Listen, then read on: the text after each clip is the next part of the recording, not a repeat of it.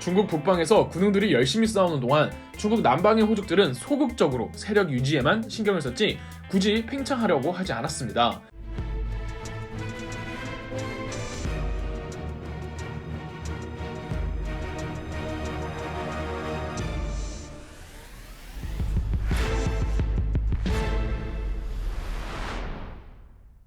중국 남방에는 크게 3개의 세력이 있었는데 한 곳은 가장 서쪽에 익주의 유장, 두 번째는 중국 정가운데 형주의 유표, 마지막으로 가장 동쪽 강동의 손권이었습니다. 그러나 조조가 중국 북방을 장악하고 눈을 남쪽으로 돌리면서 중국의 남방도 삼국지의 전장이 될 수밖에 없었죠. 조조는 1차적으로 가장 중요한 형주를 장악했습니다. 제갈량은 본인의 계획대로 손권과 조조를 싸우게 해야 할 차례였죠. 당시 손권 측에서는 조조와의 전쟁을 주장하는 군부 강경파와 자존심을 굽히더라도 소모적인 전쟁을 반대하던 온건파로 나뉘어 있었습니다. 군부 강경파의 논리는 조조에게 충성을 맹세하면 조조의 내정 간섭이 심해질 것이고 강동을 터전으로 오랫동안 영향력을 행사해오던 토착 호족들의 힘이 약해질 수 있다는 이유였습니다. 반면 온건파의 논리는 조조가 황제를 끼고 있으니 황제 폐하에게 충성을 하는 것은 당연한 것이며 강동에서 토착 호족의 힘을 조조도 알고 있기 때문에 실질적으로 내정 간섭할 수 없을 거라고 생각했죠. 그리고 당시 손권의 세력은 자신의 친형인 손책대에 급격하게 커진 경우라 당장엔 내적 결속력을 다지는 게 시급했습니다. 손책대에 확장되어 포섭된 강동의 토착 호족들은 손책의 강함에 충성을 맹세했지 손책의 급작스러운 죽음으로 뒤를 이은 손권을 따를지는 보장할 수 없던 상황이었습니다. 그러니까 괜히 조조와 싸워 긁어부스러 만들 필요가 없다는 거고 조조를 건드렸다가 지금 있는 세력들마저 다 잃게 될 수도 있잖아요. 강경파든 온건파든 둘 다 일리가 있는 말이라 손권은 내적 갈등이 깊을 수밖에 없었습니다. 손권이 고민의 늪에 빠져있던 찰나 제갈량이 직접 강동으로 와서 손권을 설득합니다. 이때 제갈량의 설득 방식이 정말 재미있었는데요.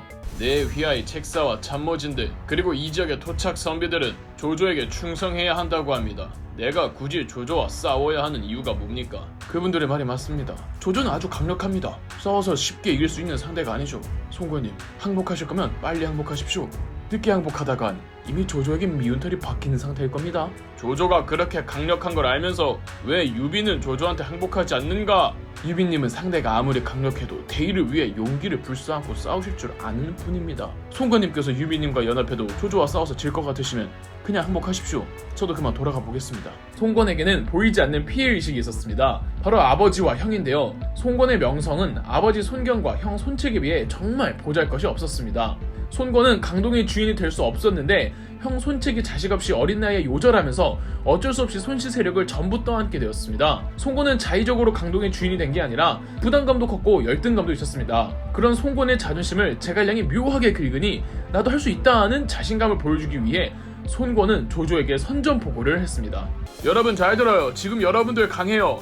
여러분들이 지금 조조와 싸운다는 게 존나 빡셀 수 있다는 거 알고 여기에서 전쟁에서 접은 사람들도 있었을 거고 제갈량에게 이용당하고 있다는 생각하는 사람도 있었을 거예요. 요쉣 그건 다 그래. 절대 포기하지 마요. 끝까지 싸우는 쪽이 무조건 이겨요. 무슨 말인지 알죠? 난 조조와 X게 싸울 거야. 칼 들어 씨 갑옷 입어 씨. 뭔 말인지 알아? 싸우라고.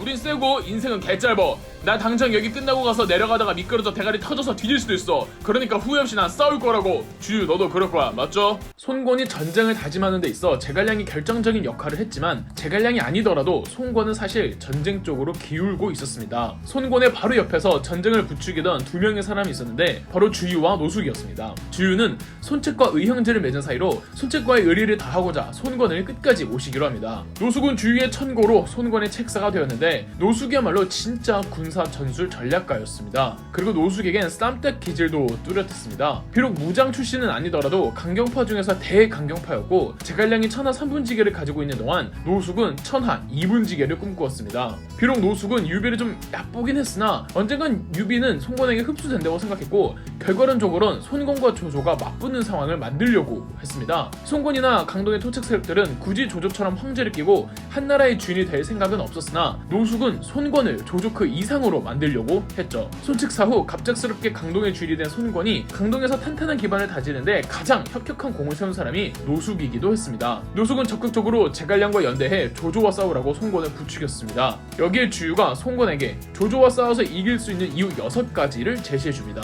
구독자분들 잘 듣도록 우리가 조조와 싸워서 이길 수 있는 이유는 6가지. 다 말하기엔 좀 많으니까 몇 가지만 얘기하지. 첫째, 조조는 얼마 전 원소와의 관도대전을 끝내고 병사들이 쉬지 못해 지쳐있다. 그뿐인가? 조조의 군대 상당수는 한때 원소를 따랐던 병사들 아니면 형주의 병사들이다. 이들의 단결력이 강해봤자 얼마나 강하겠나. 둘째, 조조의 군대가 강력하고 규모도 많은 건 사실이지만 그들은 해전의 경험이 없다. 남쪽에선 해전이 불가피한데 우리의 수군은 가장 강력하다. 셋째, 이곳 남쪽의 기후가 중국 북쪽의 기후와 많이 다르다. 기후에 적응하지 못한 조조 군대에 전염병이 돌 것이다. 이 세 가지만 말해줘도 우리가 이길 수 있는 이유로 충분하지?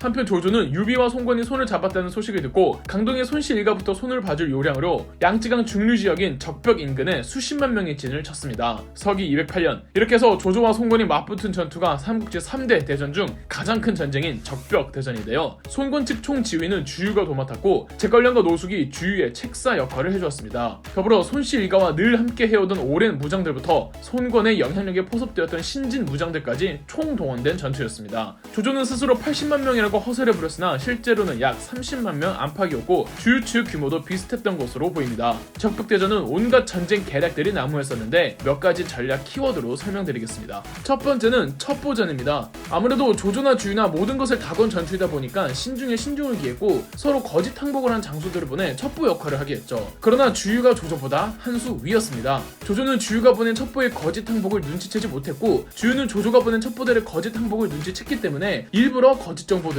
누설했죠. 주유의 거짓 정보에 속아 조조는 조조 측 총지휘관이었던 채모와 왕윤을 처형했습니다. 채모와 왕윤은 한때 유표의 사람들로 조조가 형조를 장악하는데 앞잡이들이었으며 수전의 경험이 풍부했기 때문에 조조가 두 사람에게 총지휘관의 직급을 주었던 거죠. 그런데 주유가 이 두 사람이 조조에게 앙심을 품고 주유에게 항복하려 한다는 거짓 정보를 유출해버린 겁니다. 그렇게 어이없게 조조는 사실상 조조 부장들 중 가장 해전에 능한 두 사람을 제거해버린 거죠. 는 소설의 내용이고 실제로는 두 사람 모두 안 죽고 적벽대전 끝까지 조조 해군을 지휘합니다.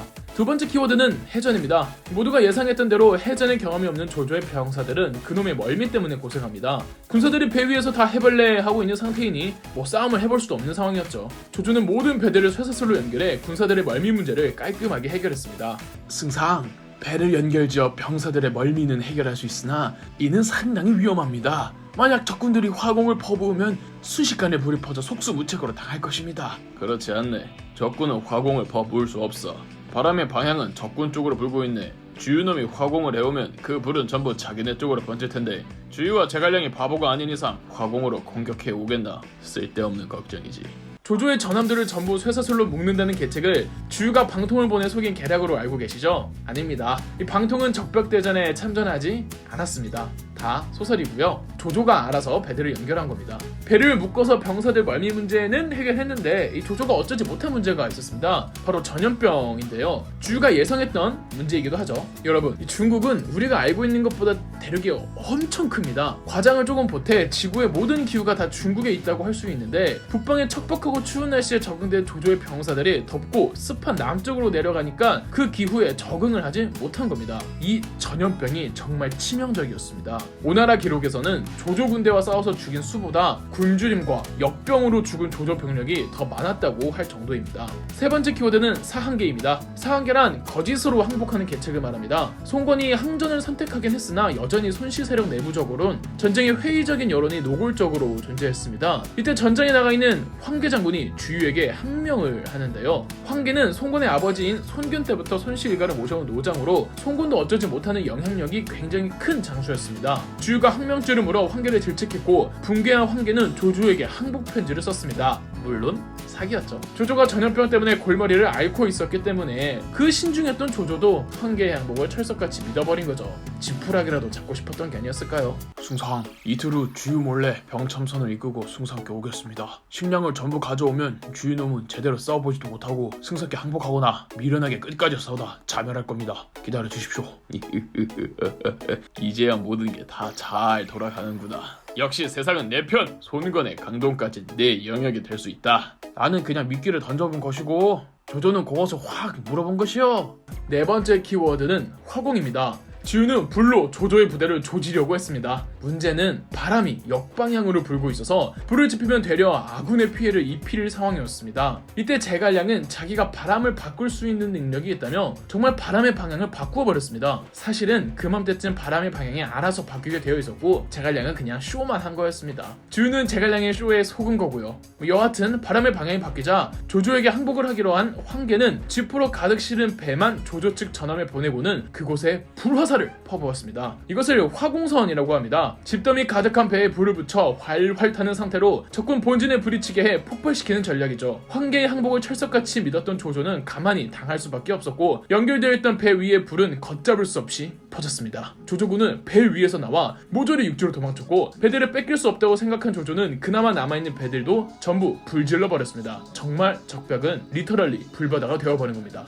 서기 208년 적벽을 불태운 이 화마는 조조의 병력 상당수를 섬멸시켰고 조조가 남방으로 진출할 꿈까지 꺾어버렸습니다. 남방뿐 아니라 중국 천하통일이라는 조조의 꿈 자체가 좌절되는 순간이었죠. 삼국지 3대 대전 중 두 번째인 적벽대전은 말 그대로 각종 전력과 전술들이 뒤엉켜 만들어진 아주 극적인 전쟁이었습니다. 이렇게 해서 여러가지 전략들을 겹쳐서 쓰는 전략을 통칭해서 연환계라고 합니다. 삼국지가 워낙 유명해져서 연환계가 배를 묶어 한 번의 공격으로 극대화된 효과를 노린다는 뜻으로 퍼져 있지만 정확한 연환계의 뜻은 중국 고대 전술인 36개 중 35번째 계책으로 여러 계책들을 교묘히 연결시켜 적군을 혼란스럽게 만든다는 뜻입니다. 그러니까 공식 어원은 한 가지 계책으로는 적을 속이지 못하니 여러 가지 방법들을 섞어 사용하라는 뜻이죠. 조조는 적벽에서 도망친 이후 유비의 부대가 형주 곳곳을 공격해 하나둘 점령해갑니다. 조조 군대는 하나둘 유비에게 성을 빼앗기면서 결국 형주에서 최종 후퇴를 하고 맙니다. 예컨대 남군성은 조은이, 양양성은 관우가, 형주성은 장비가 장악했죠. 그리고 강하는 애당초 유비와 사이가 좋던 유표의 장남 유기가 차지하고 있었으니 형주의 금싸라기 땅들은 전부 유비가 차지한 겁니다. 더 나아가 영릉, 계양, 무릉, 장사까지 차지합니다. 이렇게 형주 대다수 땅을 차지한 유비는 그 과정에서 방통, 황충, 위연, 마씨, 오형제 등 형주의 인재들을 포섭하면서 유비의 세력이 급격히 커집니다. 이 중에서 가장 배 아픈 사람이 있죠. 바로 주유였습니다. 적벽대전은 주유가 진두지휘에서 큰 승리를 거두었고 유비가 형주를 차지할 때도 주유가 직접 조조와 싸우고 성함락은 항상 제갈량이 주유를 통수치면서 유비가 차지하는 꼴이었죠. 결국 주유는 화병을 못 이겨 병이 돌지더니 고작 36살의 나이로 사망합니다. 하늘은 주유를 낳아놓고 어찌하여 또 제갈량을 낳았단 말인가.